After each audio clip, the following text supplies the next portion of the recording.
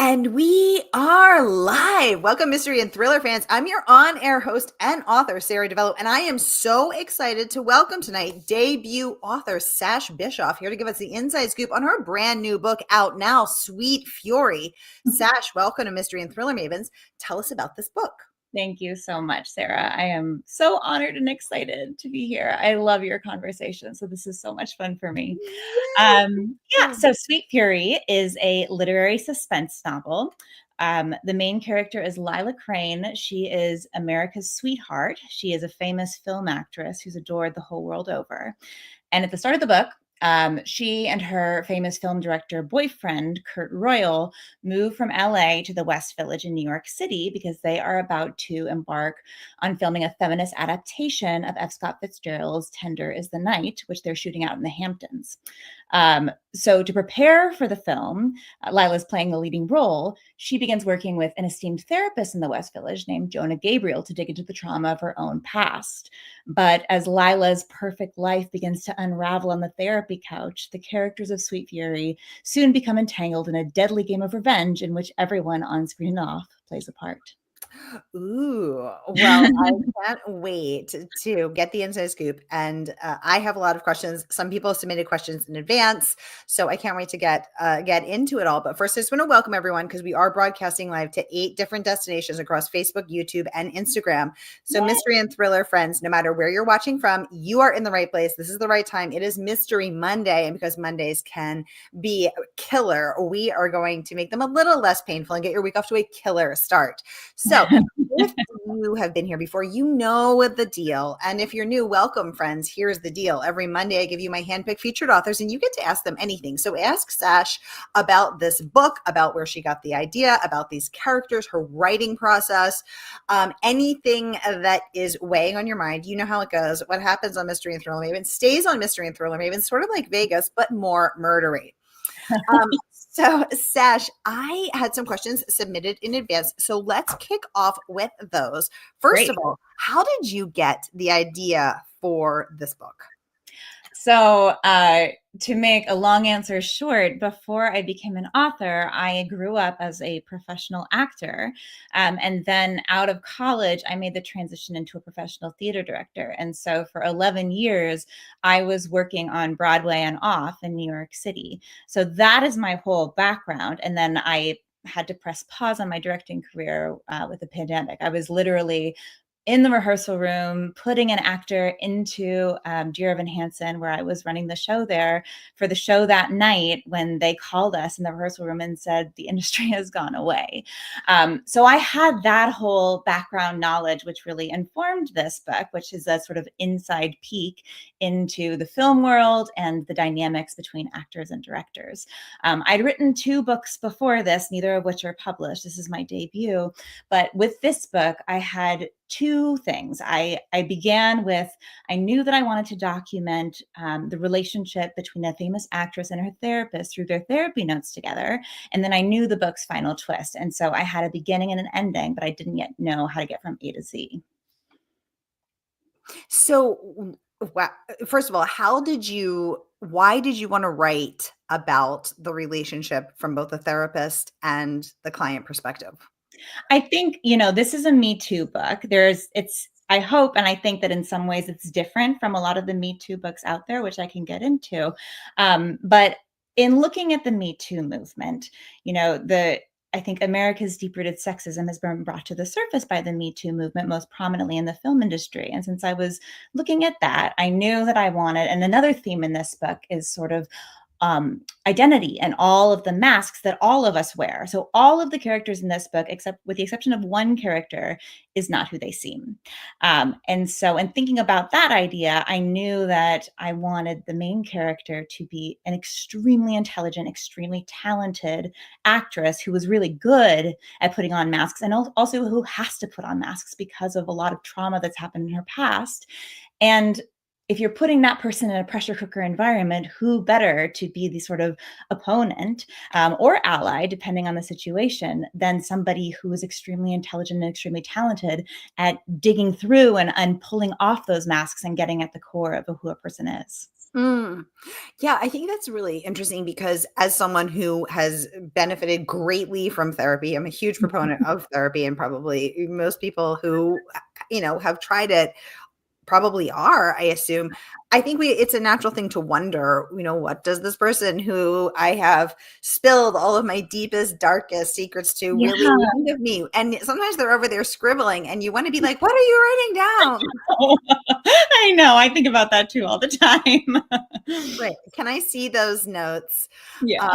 Yeah. And so so as so I was interested in that perspective. And then we start to, the therapist has actually gone to the same college, which is Princeton, as our Mhm. protagonist, Lila. Mhm. So they overlapped actually for a year, but Mhm. know each other. Mhm. And so they, seem to get off to a great start, but then quickly you start to wonder, because I actually had to go back and reread. The therapist will claim that she said something. I'm like, wait, did she say that? Oh, yeah. Or did I miss that line? And then Lila herself is like, wait, am I, and so you're also playing with reality. Why did you want to do that? I think that's exactly right, and I'm so glad that was your experience. I think another theme, in this book, and that has to do with the Me Too movement as well, and sort of trauma, is that one of the things that was really important to me in writing this book was to avoid a story that felt black and white. I really wanted all of these characters and everything in this book to live in the gray area, because that felt truest to my own experience of life. So nobody in this book is strictly a hero or strictly a villain. They're all limited and flawed human beings. Um, the title of the third section of the book is a quote taken from Tender as the Night. We must all try to be good. And I chose that for a number of reasons, but one of which is that each and every one of these characters is, in his or her own way, trying to do the right thing. And so, in thinking about the structure, which plays with therapy notes, it plays with journal entries, there are all of these sort of differing perspectives. I wanted to sort of play with the idea that, can you ever know the truth of what really happened? We are all limited by our own subjective experience. So I wanted to give the reader all of these sort of like angles and glances at an event without ever giving the full truth, to leave the reader to decide what was the truth. Mm. Stephanie Wilson, welcome to the conversation, joining us from Facebook, says, I like that nuancing. Yeah, Mhm. I think that nuancing where you start to wonder, is this a gaslighting situation? Is is Lila not telling us the whole truth? Is the therapist not telling us the whole truth? Is some other characters, or is Karen, her mother, and her manager, her momager, Love what's that. Karen's deal? What's Kurt Royall? Where is the truth of any of this? And because you will not finish the whole scene from one person's perspective, but then pick up the end of that scene from the other person's perspective, we don't always know what's happening off camera or off the page. So Mhm. what is Sash withholding Mhm. from it? So it's all about kaleidoscope and viewpoints. Yeah. Now, Sash, you, as you said, started off as an actor, segued Mhm. into theatrical directing. So not the thriller world, not the author world, not the thriller Mhm. world. In fact, the stage world. Why did you always know you wanted to write a thriller? I mean, how did you get from the stage to the page? Yeah. So I also always wrote. I wrote my first quote unquote novel when I was 7 years old for fun. And I was one of those kids who, when sleepovers when I was a little kid, I feel so bad for my friends in retrospect. I would go over to their house and say, okay, I am going to write a musical and direct it, and we're going to perform it for our parents, and that was my idea of fun. So I was always writing for fun. But it always came secondary to acting and then directing, because I felt sure that I wanted to have a career in theater. When I went from high school to college, I was torn as to whether I wanted to go the conservatory route or a more traditional academic setting. I ultimately chose the academic setting. I chose Princeton, which is, there's a little slice of Princeton in this book, as you mentioned, because the creative writing department there is so incredible. And so I wrote my first real novel, but very bad novel, as my senior thesis at Princeton. And then while I was pursuing a career as a director in the city, I also wrote a second book, which is, as I mentioned, is not published, but I did submit it around, and it got a lot of interest, and I made a lot of connections in the industry. And that sort of gave me the confidence boost of, oh, maybe I am good enough to be a writer. Maybe I could be a writer someday. Mm. John, welcome to the conversation. Good to have you here. Sash, Sash, I think that is a question that haunts every writer and probably every actor, and maybe just every human. Am I good enough? Am I good enough?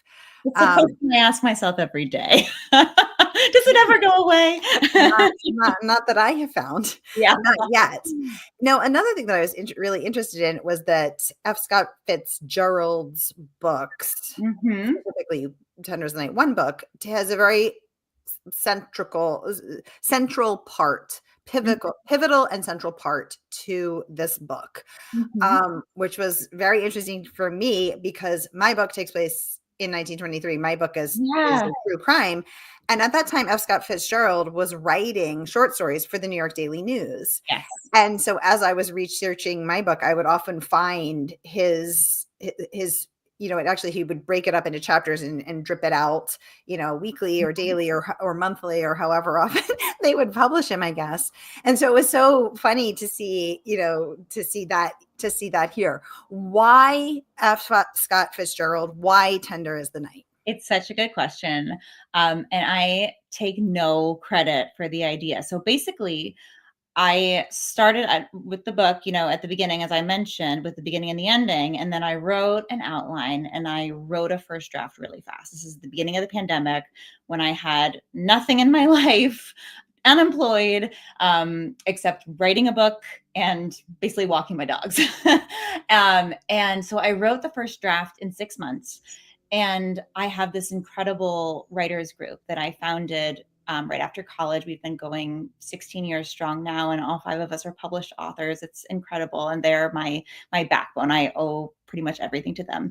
I submitted the first draft to them, and the book, the characters are making a film, as I mentioned. I had what I knew was a placeholder. I was making up a film. I knew it was terrible. And my friend, the novelist Blair Hurley, who is an incredible novelist, if any of you haven't heard of her, you should read her books. She said, the characters and the themes that you're exploring are really reminding me of Tender as the Night. Have you thought about what if they're making an adaptation of Tender as the Night for their film? And I had never read Tender. I had only ever read Gatsby in high school. I never read Tender. Oh, yeah. Now I'm going to have to go read it. Yeah. And so I, got off the call and I read Tender and realized Blair's idea is brilliant. And I basically went down this rabbit hole where I love to research. And so I read literally everything that Fitzgerald ever wrote and almost every single book that was ever written about him. I mean, I have, if you read the book, you will find, I think, that I have quite mixed feelings about Fitzgerald. But I am kind of an expert at Fitzgerald at this point. And the more that I read, the more that I realized that my book should be not just in conversation with Tender as the Night, but with his body of work as a whole. And so Fitzgerald fans will find thousands of Fitzgerald Easter eggs throughout my book. What do you think about the claims that his wife Zelda was not only his muse, but maybe he was reading her journal and stealing her ideas? I don't think it's debatable. I think he did. I think there's proof. I mean, the line, the famous beautiful little fool's line in Gatsby, that is something that she said. She'd just given birth to her baby and was totally out of it and traumatized by the experience. And that is what she said at childbirth. I mean, and then he said, that's a great line. He's like, thanks for giving birth to our child. Sorry, you're a little exhausted. Just a minute. Let me get my notebook so I can plagiarize you. There are so many examples of that. Yeah. So as I dug deeper and deeper, I I take issues with, there are so many things that I love about Fitzgerald. I love The Great Gatsby when I first read it. I um, personally love writing that is extremely lyrical and romantic, and I think the lushness of his prose is just exquisite. But I also see that there are racist, anti-Semitic, sexist, classist ideals throughout his work. And, Mm. he's considered the great American writer. And, my question is, shouldn't these failings be addressed? Shouldn't we, deal with that somehow? And so Sweet Fury is my attempt to do that. Well, speaking of Blair Hurley, she had some wonderful words of praise for this book. Let's take a peek at it. Let me get right down here to it. Blair says that with her powerful, sensuous prose, Sash Bischoff electrifies in her stunning debut novel. The story sweeps us into the intoxicating world of movies and magic, seduction and betrayal, exploring how we construct our own histories and how fragile our realities really are. Sweet Fury is the book you've been waiting to read, the one that will make you fall in love and keep you guessing right up until the final pages. The novel asks if we can ever truly know each other, and how love can destroy as much as it creates. Like a fist inside a velvet glove, Sweet Fury delivers a tender punch. Notice that Blair, who had the idea of this tender, is working tender in there. We see what you're doing, Blair. We see you, girl. One. She is a clever one. And she's not the only clever one. Raving, our mutual friend, Jean Kwok, author most recently of The Leftover Woman, who was on the show for that one last year, also weighing in with a rave review, saying a sharp, seductive thriller that probes the dark underbelly of Hollywood, exposing the blurry lines between victim and villain, love and revenge. This is a thrilling examination of fame, obsession, and the hidden power of dynamics that shape our lives, blending psychological suspense with a fierce critique of gender and power. A twisty, delicious read. Wonderful words there from our beloved Jean Kwok. Y'all, the book has been out for 6 days. It came out last Tuesday and is available for order now from our favorite woman-owned independent bookstore. That is, of course, Murder by the Book. And whether you're watching with us on Facebook, Instagram, or YouTube, here is that link where you too can click and order and support a woman-owned. We're speaking of women's empowerment here tonight. Woman-owned bookstore. Here is that link. Stephanie saying that was a great book, The Leftover Woman. Stephanie, yeah, and all of Jean's books so good. It was fabulous and fascinating to hear the story behind that story. I was so moved by it. Renee, welcome to the conversation. You are just on time, don't you worry. Oh, perfect. Stephanie is here in Canada and saying, I just picked it up from my local bookstore this past weekend. Oh my God. Thank you, Stephanie. Yay. That's so wonderful. I hope you enjoy it. Renee saying, congratulations on your debut novel. Yay. Yes. So Sash, let's welcome Kim. Good to see you too. So Sash, let's talk more about this transition from the theater world over to the book world, because in the 4.5 years that I've done this podcast, I have hosted CIA agents, multiple snipers. Oh my God. Yeah, I hosted the guy who designs the Navy SEAL sniper school. I didn't even know there was a thing. 2 or 3 times, I can't remember. CIA agents, police officers, homicide authors, detectives, CIA agents, CIA analysts. But you are my first Broadway person, and that is a world I know absolutely nothing about. So you were the associate director for Dear Evan Hansen, the assistant director for The Visit, the assistant director for On the Town. What is the world of Broadway like in those dark, magical theater spaces and behind the curtains? Give us a glimpse behind the curtain. What's it like? It's a magical world, and I miss it. I mean, I'm not in that world now because I am lucky enough that this is my full-time career now, which is kind of crazy. So you're not in Broadway at all. Now you're here in our world with the thrillers.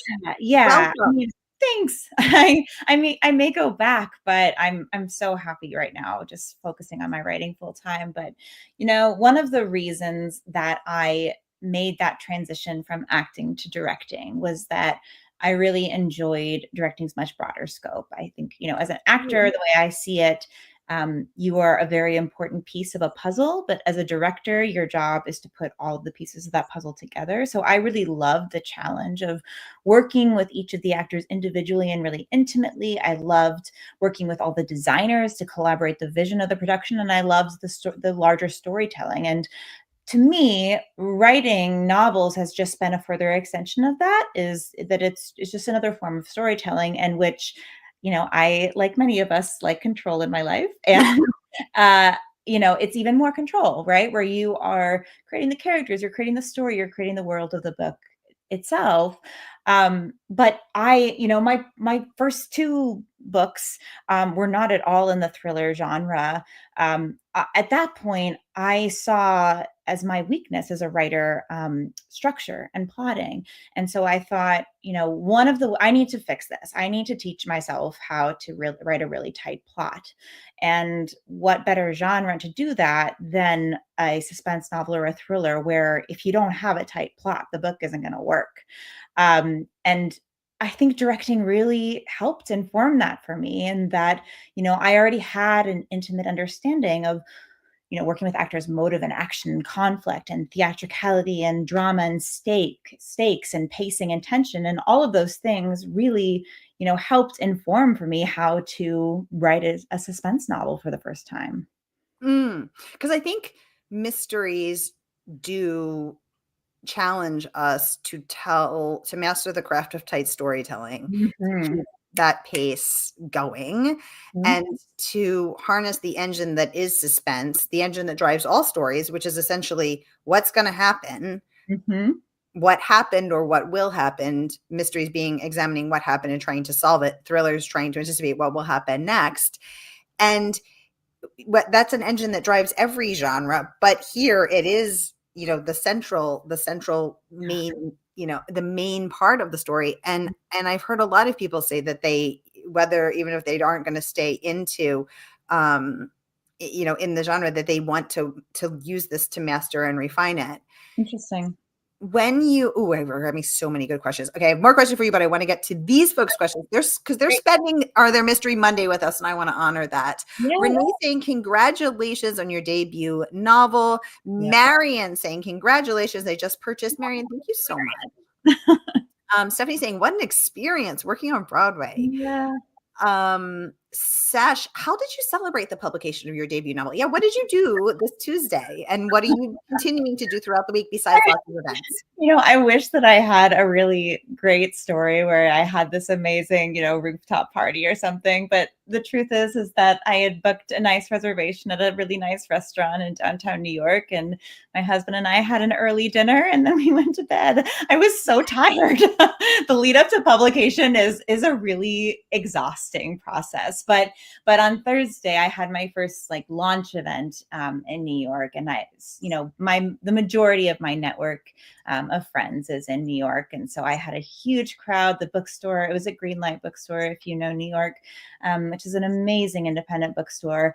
And the bookstore owners said that it was the biggest event they'd ever seen in their bookstore. They sold out of their over 80 copies that they had that day. And then we had a party afterwards. So that felt like the real celebration. It was amazing.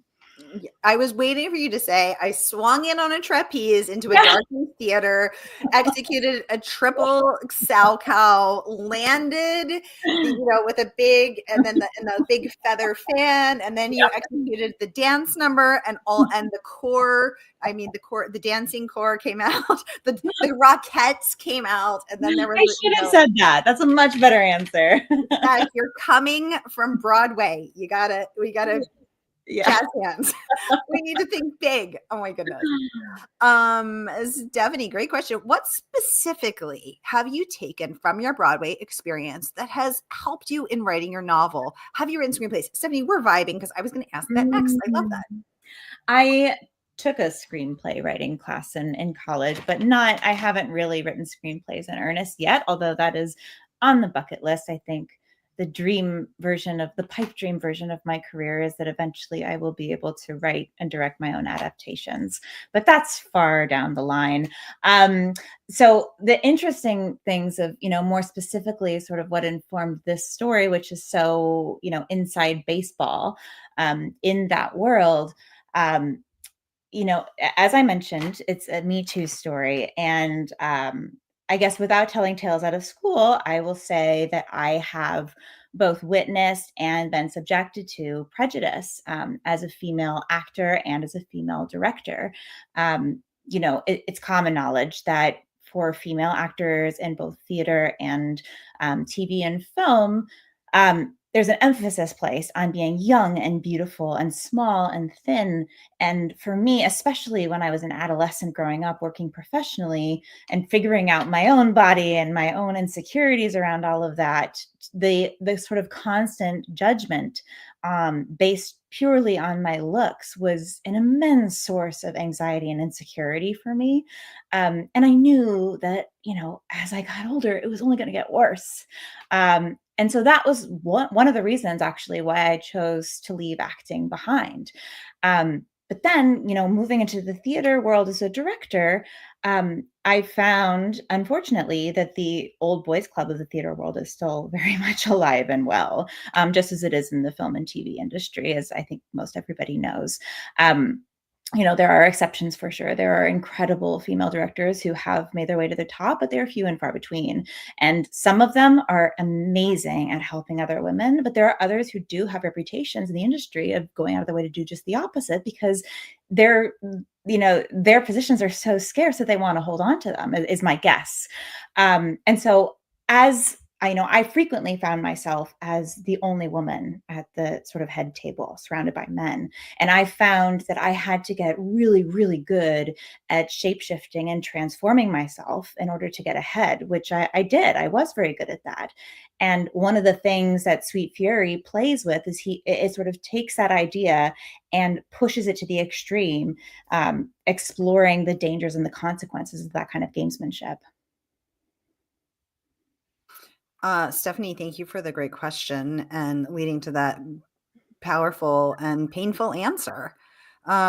Readers Gotta Read, welcome to the conversation. Always good to see you. She would like to know, are you considering other works of literature to adapt or gain inspiration from for future novels or plays? Great question.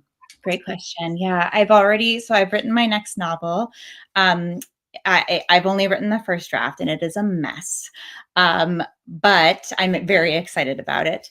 And sort of the very rusty elevator pitch for that one is that it is set on an island off the coast of America. And it is told over multiple generations. It's literary suspense, and it looks at how America is grappling with the climate crisis and looking at it, using the island as a microcosm of our country. And it is in some ways a modern feminist adaptation of a Greek tragedy. So yes. And speaking of climate change, I just want to take a moment to acknowledge the horrific fires in LA and all of the animals and humans who are being affected, who are terrified, and who are suffering tremendous losses. My hearts are with you. My donations are with you. And I will be doing a fundraiser this coming Monday to raise money for firefighters and animal rescue. So, and it's the least that I can do. I would be remiss to not mention that horrifying result of climate change.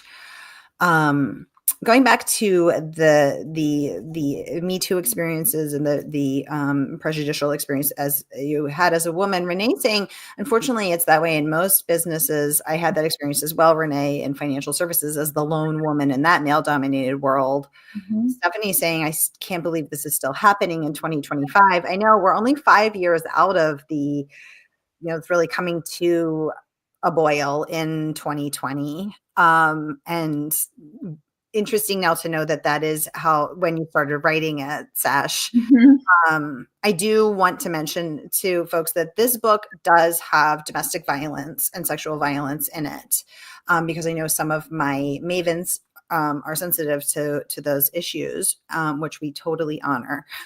Sash, tell us about your choice to address those tough issues on the pages and to include some scenes and references? Yeah, I mean, I think with as I'm figuring out who I am as a writer, I'm obviously at the beginning of my journey, but I think one of my biggest goals and what I'm drawn to as a writer is I'm trying to write things that are both literary and really commercial, that are really twisty and a page turner, but that at the same time, with each of these books, I'm looking at our culture and the world and what I see as issues that, need more focus, need to be addressed. And I'm trying to use the vehicle of a twisty, hopefully unputdownable book that actually gets you to think about something important in a new light. So that was sort of the impetus behind this book. I think, I'm not going to go into politics tonight, but I do think, I wish that this book weren't so relevant. But I do feel that it's still quite timely, as you're mentioning. I think it is on a sort of a macro level we can acknowledge it, but I also think that I believe, and hopefully this isn't speaking out of turn, that every woman in America has felt with microaggressions, over the course of her lifetime. I deliberately set this book in the film industry where women have this impossible balancing act to pull off in order to succeed. Lila Crayne is both beautiful and exceedingly clever, and she has some serious trauma in her past that she has to bury. She has current abuse, as you mentioned, that she's dealing with, that she has to hide, all while projecting this perfect image of America's sweetheart that the world expects of her. Renee saying both books sound timely. And I think that's the thing, Renee, is that they are sadly timely and timeless issues that we are still very much reckoning with in 2025. And I think that the books that of course we all love a twisty, unputdownable read, but I think there's a difference between, sort of a book where you just zip through it and you're like, that was so fun. And then there's others where, Renee, thank you. Others where, you're like, okay, we're addressing a meatier issue here through, while we're also enjoying ourselves and having an entertaining read, we're also talking about some very important stuff. Yeah. And which is, also what I try to do. And I think that is what I gravitate to as both a writer and a reader. Mm-hmm. You guys, the book is out now. You all see, I just said, guys, the patriarchy that lives in my bones. You all, the book is available. Thank you, Stephanie. The book is available now. She is 6 days old, a mere 6-day-old book baby, and available for order from our favorite woman-owned independent store. Again, that is Murder by the Book. Sash, it has been such a pleasure to host you, y'all. Sweet Fury out now. I hope that you enjoyed this conversation and your week is off to a killer start. May the pages and the days fly by. Sash, congratulations. And we look forward to following you on the page and through your next adventures addressing, as you said, climate change on a private island. Thank you. And thank you all for joining me. This has been such a pleasure. Yay, we loved it. All right, y'all, that's a wrap. I will see you next Mystery Monday. Bye.